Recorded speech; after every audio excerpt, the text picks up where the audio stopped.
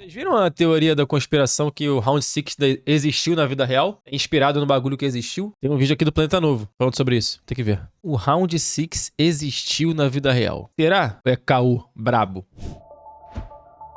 Lançado em 2021, Round Six se tornou uma das maiores séries da história da Netflix. Sua É a mistura maior, de né? crítica social, tensão psicológica e jogos mortais conquistou o Eu acho que é a maior, né? É a maior audiência da história da Netflix, não é? Eu acho que é o maior lançamento da história do Netflix. É o 01. público, se tornando a produção mais assistida da plataforma, com mais de 1,6 bilhões de horas vistas apenas nas primeiras semanas. Mas por trás de todo o sucesso existe uma pergunta que intriga muita gente: de onde veio a inspiração para a história? No vídeo de hoje traremos o que seria a história real de Round Six. Possível isso.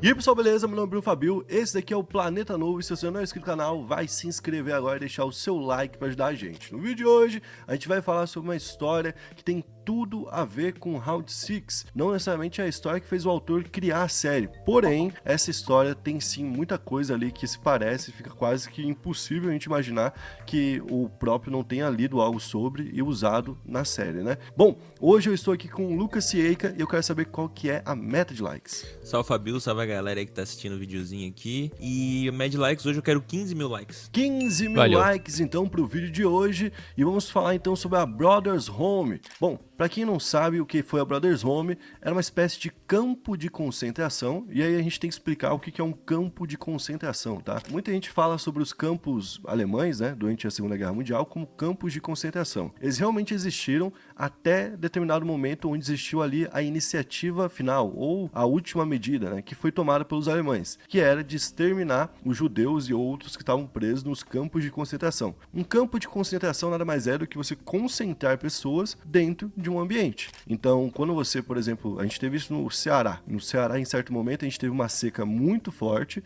certo? E com isso o governo concentrou as pessoas lá dentro, prometendo que entregaria água e coisas do tipo, o que também não foi cumprido. Um campo de extermínio é diferente, que é o caso dos campos que aconteceram lá na Alemanha. Então, nesse caso aqui, a gente está falando de um campo de fato, onde pessoas eram reunidas nesse local e não tinham a possibilidade de sair. Pô, as Isso não roupas eram era uma iguaizinhas, escolha deles. E por que a Brothers Home, esse campo de concentração da Coreia do Sul, foi formado? Nos anos 70 e anos 80, o país estava sob o regime ali do governo militar. Em 1976, quem comandava o país era Park Chung-hee. Ele então estava focado em limpar a imagem do país para o cenário internacional. Isso porque a gente estava vivendo ali há poucos anos ainda da Segunda Guerra Mundial, em meio à Guerra Fria e coisas do tipo, e existia uma única Coreia antes, né, da Segunda Guerra Mundial. Então, existia uma fama sobre a Coreia que ele queria se distanciar e criar uma identidade nova para um novo país, que era a Coreia do Sul. Então, com isso, ele queria limpar as ruas de pessoas que ele considerasse que sujavam a imagem da Coreia do Sul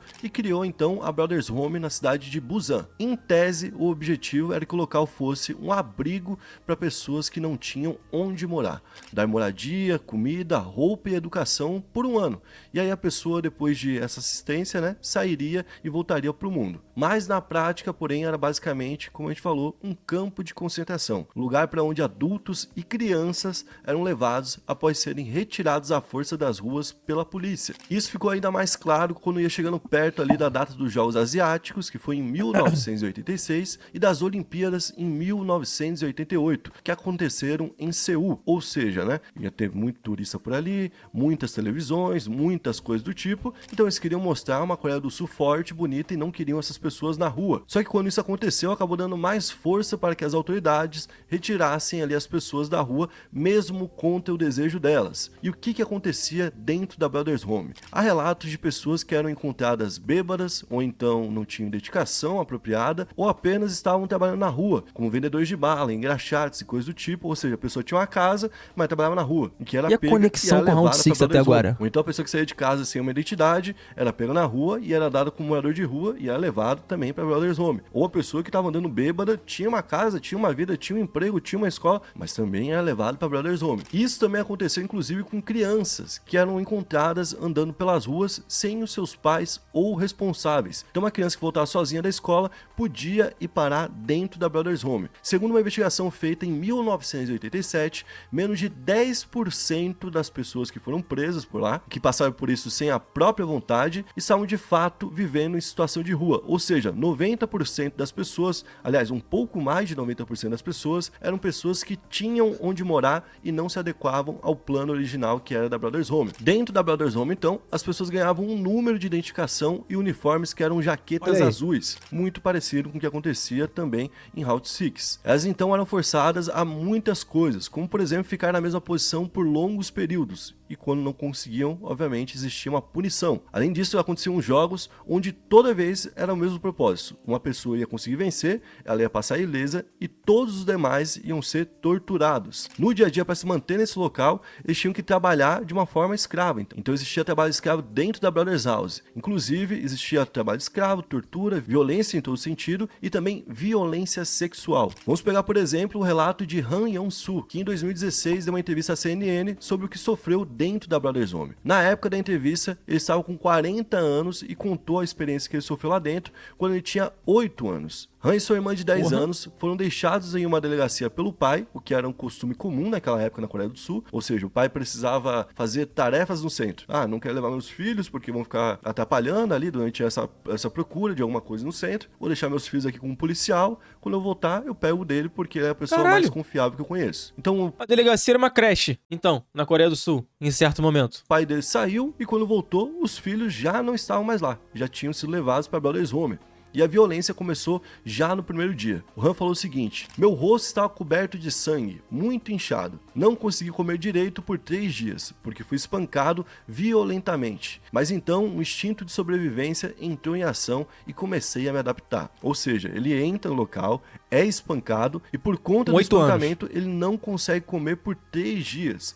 Ele já estava correndo risco, inclusive, de vida naquele momento, e é onde vem o instinto para ajudar ele a se guiar e a se manter por lá, mesmo com todo esse tipo de problema. E aí ele começa a lembrar de atos de violência, como espancamentos com porretes, tortura envolvendo água, onde as pessoas são amarradas, um pano é colocado sobre sua boca, e em cima desse pano, então, é despejado água, né? Que é, inclusive, uma coisa meio que comum entre militares. Um militar, por exemplo, da Ucrânia pega um russo, quer tirar informações dele, faz esse processo para poder convencer o cara a contar alguma coisa. E lembrando que isso não era feito com militares, era feito com pessoas comuns e também com crianças, né? E além disso, ele fala do abuso sexual frequente dos guardas. Aliás, os guardas de lá eram pessoas que também foram forçadas a irem para lá e que com o tempo ganhavam posição de autoridade, ou seja, eles criavam uma métrica ali, né, onde a pessoa era obrigada a se manter comportada para ganhar algum dia, né, essa patente de guarda. E aqui eu acho que cabe a gente falar sobre o sofrimento dele que ele narrou nas próprias palavras, abre aspas: do momento em que você abre os olhos até o momento em que você adormece,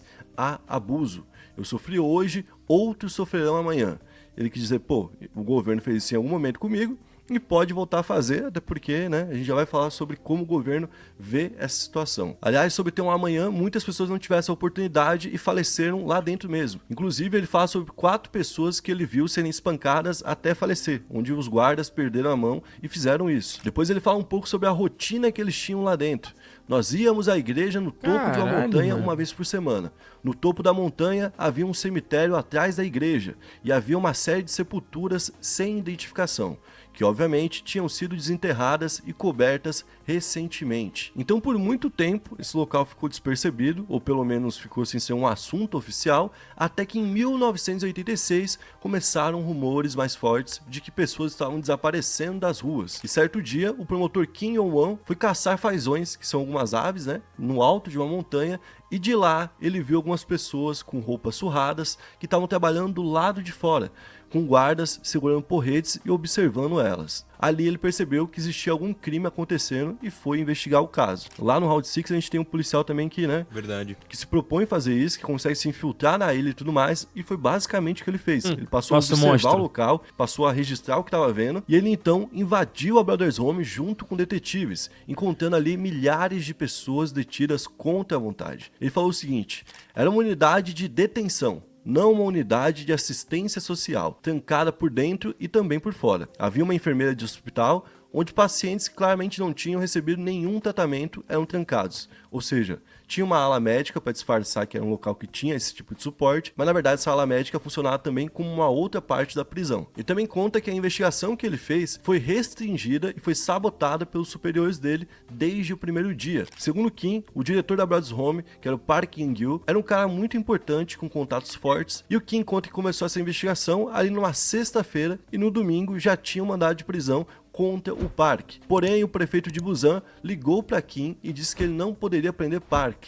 E ali foi o início, então, da pressão que ele sofreu. Inclusive, no Round 6 a gente também vê policiais, né, que se negam a investigar e que também são corruptos. Cara, mesmo assim, ele a teoria parece que o Round 6 tá inspirado realmente nisso aí, mas prisão sei lá, viu? Perculato e outras acusações menores. Ou seja, o cara que era para ter sido longamente condenado pegou apenas 2 anos e meio, né? O que prova que todo o sistema ali estava envolvido nisso, até porque era um local construído pelo governo. Bom, o caso da Brothers Home é considerado um dos piores casos de violação de direitos humanos na história da Coreia do Sul. E pessoas que sobreviveram carregam um trauma, inclusive, até hoje. Em 2022, um departamento do governo que investiga acontecimentos históricos divulgou um relatório sobre os abusos que aconteceram na Brothers Home. Esse relatório revelou que pelo menos 657 pessoas faleceram lá dentro. Além disso, confirmou que a polícia de Busan tirava as pessoas à força das ruas, independente de serem pessoas que viviam na rua ou não. Isso foi muito importante e aconteceu, coincidentemente, um ano depois que Round 6 veio a público, né?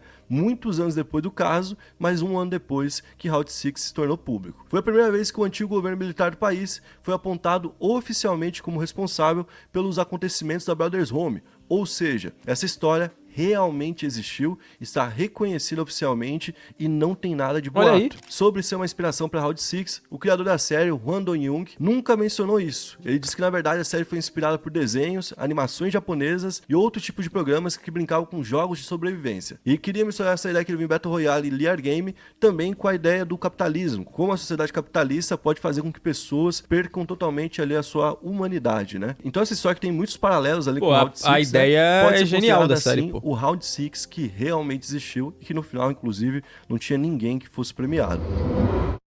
Então esse foi o vídeo de hoje, espero que tenha curtido. Se curtiu, deixa o like, se inscreve no canal e comenta pra gente um outro tema que a gente pode trazer por aqui. Tamo junto, valeu, é nóis. Valeu. Tá aí. Porra, moleque, não fazia a menor ideia dessa história aí da Brothers Home.